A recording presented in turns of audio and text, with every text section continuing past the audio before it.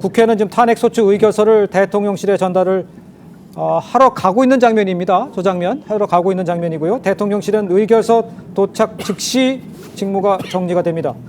대통령실에는 총리 경호대 즉시 편성이 되는 상황이라는 말씀을 제가 전해드리고요.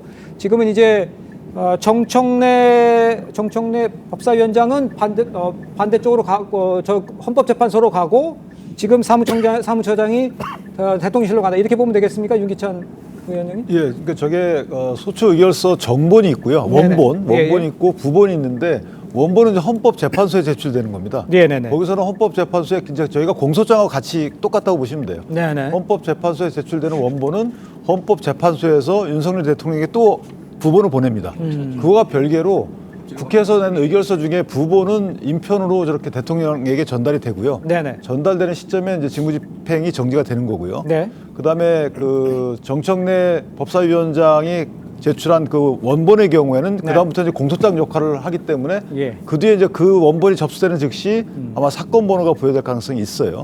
그다음에 무작위로 아마 전자 여러 알고리즘에 의해서 주심 재판관이 아마 지정이 될 것 같고요. 네. 그다음에 이제 재판 절차가 진행이 되는 그런 절차를 진행해요. 알겠습니다.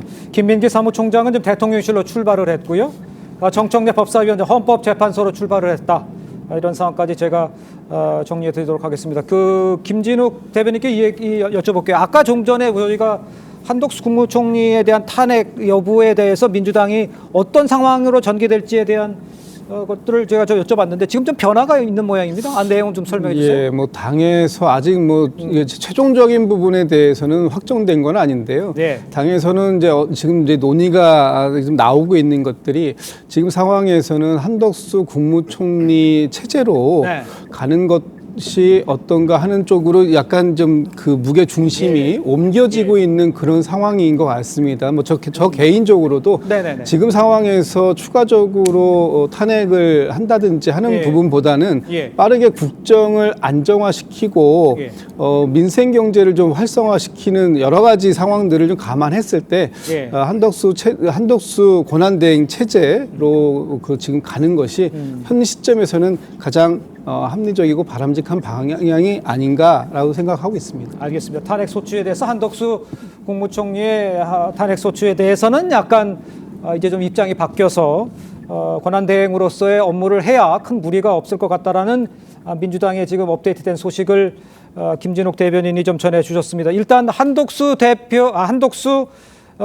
권한대행 아직은 총리죠. 아직 총리의 권한대행이 되겠습니다만 입장이 좀 나온 게 있습니다. 함께 들어보도록 하겠습니다.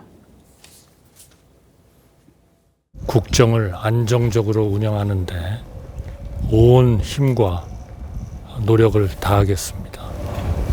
이제 농업사법 등 법안에 대한 처리가 좀 필요할 텐데요. 제2요구권도 행사하실 계획이 있으신가요? 곧 뵙도록 하겠습니다.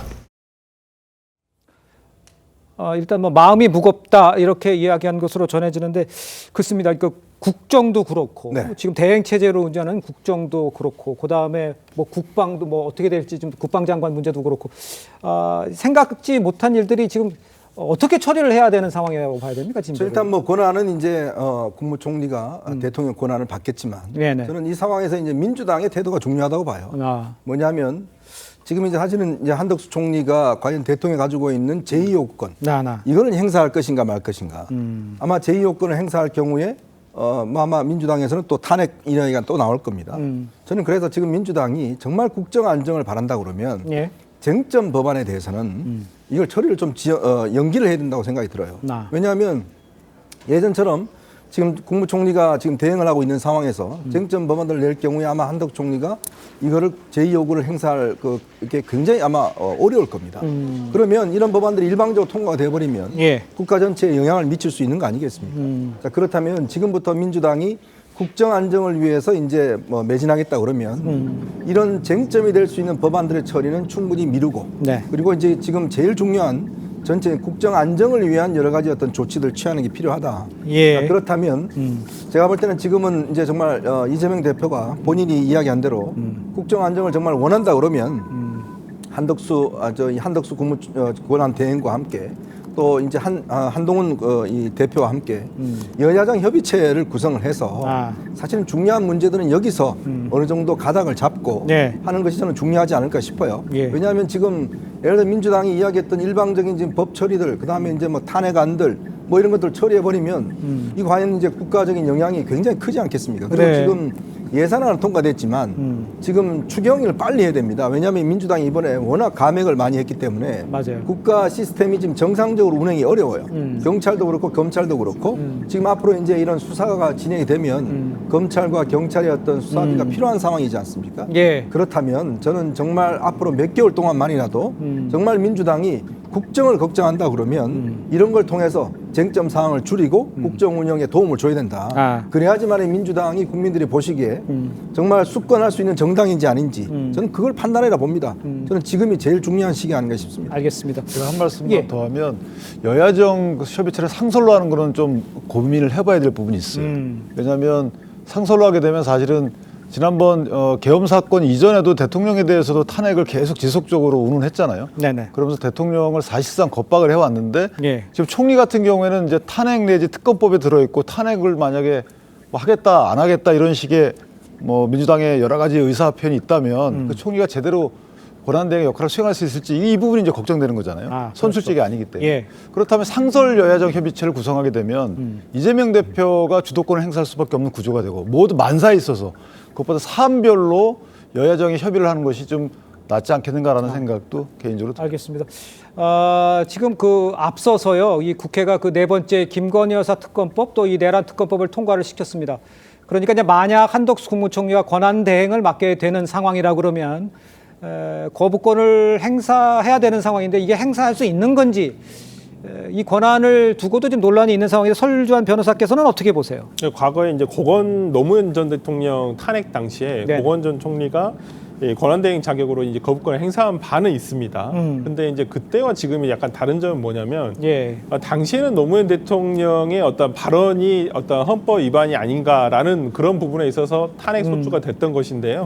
근데 대통령 혼자만의 단독적인 어떤 위헌 사항에 대해서만 다뤄왔단 말이에요. 근데 지금 이제 민주당도 딜레마이지만은 저는 이 부분은 앞으로 결정적으로 예를 들어서 탄핵을 국무총리에 대한 그 한덕수 국무총리에 대한 탄핵을 한다 만다라는 것은 아직은 유동적으로 보입니다. 왜 그러냐면 앞으로 일어날 내란 사건과 관련한 형사 사건들이 수사가 계속 진행이 될 텐데요. 당시에 국무회의에 참석을 했던 분들에 대해서 내란 방조라든지 이런 부분을 처리가 될 수 있다고 한다면 지금 피의자가 되는 것이거든요. 그리고 실제로 경찰 특수본에서는 지금 한덕수 총리에 대해서 피의자로서 소환을 했습니다.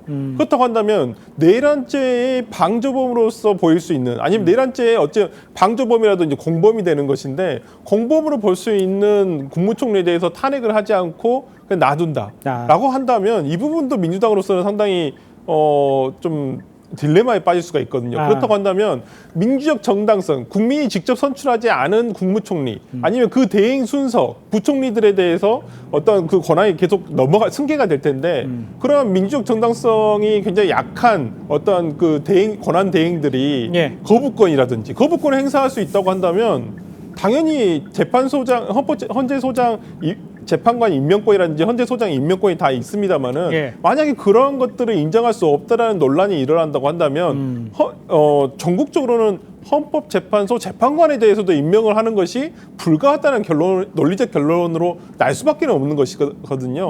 그렇다고 한다면 이 부분과 관련해서 민주당이 계속 거부권을 예상되는 법안을 계속 보낼 것이냐 이런 부분에 대해서는 좀 고민을 많이 해봐야 되지 않을까 싶은데 저는 뭐 김건희 여사 특검법이라든지 이런 부분은 이제는 뭐 대통령에 대한 직접 소추가 됐기 때문에 크게 뭐 거부권을 행사할 필요까지는 없지 않을까라는 생각은 듭니다. 알겠습니다.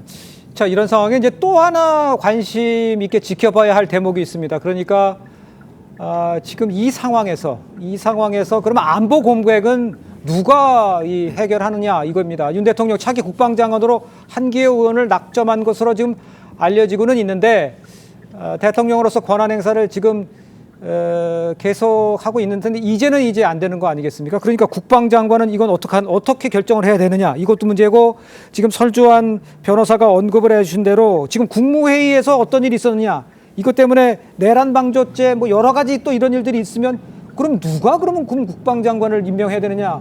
이건 어떻게 봐야 됩니까? 참 어려운 시기입니다. 예. 정말 대통령의 잘못된 이런 행태를 통해서 예. 우리가 지금 국방, 외교 뭐 모든 것들이 지금 비정상적인 상황으로 돌아가지 않습니까? 가장 중요한 것은 일단 우리 국방이겠죠. 그 국방부 장관이 지금 현재 공석이고 김선호 국방부 차관이 지금 대행을 하고 있지 않습니까? 네. 저는 이 부분은 정말 여야가 어떤 면에서 합의를 하더라도 네네. 저는 정말 중립적인 인사라든지 뭐 등등을 통해서 국방부 장관은 조속히 임명할 필요가 있다고 봅니다. 네. 그래야지만이 국민들이 좀 안심하실 거니까요. 또 하나는 지금 한미 관계가 지금 이번 이 계엄 사태로 인해서 상당히 좀 문제가 발생을 했습니다. 특히 미국 같은 경우는 이번 윤 대통령의 결정 사항에 대해서 굉장한 그 불쾌감을 표현했거든요. 네. 사전에 협의하지 않았고 특히 우리가 한미연합사 중심으로 운영이 되고 있는데 군 이동 자체를 이 한미연합사가 몰랐다는 부분들 이런 것 때문에 굉장히 논란이 되고 있고 이제 예. 1월 16일이면 트럼프 대통령이 취임을 하게 됩니다. 그렇습니다. 그러면 과연 그러면 이 새로운 어떤 안보 시스템을 어떻게 할 것인지 이 부분에 대한 고민이 있는 거거든요. 저는 그래서 이 부분은 지금 현재 대응 체제긴 하지만 예. 외교부 장관이나 아니면 예. 정말 이 초법 이 여야 간의 어떤 합의가 된다 그러면 외교 안보를 좀 책임질 수 있는 어떤 특별한 한 분을 좀 내세워서 예, 예. 이런 위기 상황을 좀 안정적으로 특히 미국과의 관계가 괜찮은 분을 뭔가 내세워서 뭔가 어떤 특별한 직책을 주고 이분을 중심으로 인해서 사실상 이제 외교 안보를 좀 구성을 해 나가는 저는 응급 조치는 필요하다 봅니다. 예. 왜냐하면 지금 미국 측이 이 우리나라에 벌어지고 있는 이 일에 대해서 굉장히 지금 이해를 못하고 있는 상황이지 않겠습니까? 예. 이 부분은 좀 여야가 좀 합의를 해서라도 예. 이 부분만큼은 국민들에게 좀 안심을 시켜주는 네네. 그리고 이제 국가 신용도가 문제입니다. 네네. 사실은 이렇게 나라가 어지러워지면 기업들이 제일 걱정하는 것은 이제 국가 신인도 문제와 투자가 위축될 수 있는 문제거든요. 네네. 이 부분도 사실은 좀 야당이 협조를 해서 어떤 우리가 합의할 수 있는 한에서 네. 좀 충분히 조치를 취해야 되지 않을까 싶습니다. 알겠습니다. 윤기찬 부위원장께서는 국방장관이라든가 이런 그 인사권 이거는 그 권한과 이런 것에 대해서는 어떻게 좀 생각을 하고 있습니까? 왜냐하면 국방장관, 장관의 경우에는 인사청문회를 하지만 사실은 비토권이 없잖아요, 국회에서. 예.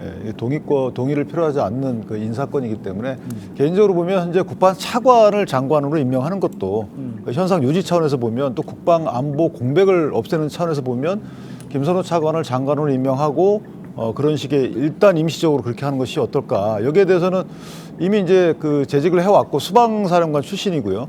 또 군에서 계속 복무를 해왔기 때문에 저는 개인적으로 그 안도 여야 간에 만약에 특별한 이견이 없다면 설령 이견이 있다 하더라도 이것은 총리 권한 대행이 일단 국방장관부터 차관을 임명하는 방법으로 네. 아마 통치권을 행사하는 것이 어떨까라는 생각을 해봅니다. 알겠습니다. 김진욱 대변인께서는 어떻게 생각하십니까 지금 상황에서? 예, 뭐 일단 뭐 다 지금 현재 탄핵이 된 상황이기 때문에 모든 것들이 다 급해 보이긴 할 겁니다. 그렇지만 아무리 급하다고 해서 네. 우리가 이 바늘 허리에 실 메어서 꿰 수는 없는 거 아니겠습니까? 네. 뭐든지 좀 차분하게 이제부터는 정말 좀 차분해야 될 필요가 있겠다라는 네. 생각이 들고요. 오늘 지금 이 시간 이후로 이제 권한대행 체제도 쓸 것이고 또 그 각 당도 지금 뭐 그 국민의힘도 비상의총에 들어갔다는 얘기도 들리고 있습니다. 이렇게 되면 국회가 일단 먼저 좀 저는 중심을 좀 잡아야 될 것 같습니다. 국회가 중심을 잡는다라는 것이 무슨 뭐 이재명 대표를 중심으로 하자 저는 뭐 그런 걸 주장하는 건 아니고요. 네. 어쨌든 여야가 이제부터 정말 이 허심탄회하게 좀 머리를 좀 맞대야 될 필요가 있겠다. 네네네. 각 상임위들이 좀 조속하게 개최가 되고 예. 앞으로 이 현안들을 어떤 식으로 처리해 나갈 것인가 하는 부분들을 좀 그 논의해야 할 필요가 있다라고 생각 들고요. 네네. 국회의장께서 이번에 굉장히 안정감 있는 리더십을 보여주셨지 않습니까? 12.3 비상계엄을 해제하는 그날부터 지금까지 한 보름여 동안 네. 그 우원식 의장도 상당히 많은 노력을 해주셨고 예. 모습을 보였기 때문에 아마 당장 우원식 국회의장께서도 여야의 각 대표들께도 빠른 만남을 제안하실 것 같고요. 지금 이제 권한대행께서도 뭐 이제부터 많은 부분들을 준비하시겠지만 네. 이 정부 안에서 가장 시급한 거 그리고 또 지금 우선적으로 처리해야 할 사안들에 대해서 리스트업을 하고 계실 겁니다. 그런 부분들이 이제 국회하고 긴밀한 소통 관계를 통해서 예. 협업 관계를 가져갔으면 좋겠다라는 거 그런 말씀 드리고 마지막으로 한 말씀만 드리면 네. 지금 이제 한덕수 권한대행 체제가 이제 시작이 된다고 하면 예. 한덕수 권한대행 체제에서는 지금 윤석열 대통령하고는 좀 다른 모습 좀 보여주셨으면 좋겠어요. 윤석열 대통령께서 지난 2년 반 동안의 임기 동안 정말 너무 많은 거부권을 행사하셨습니다. 한 25차례 정도 하셨는데 예.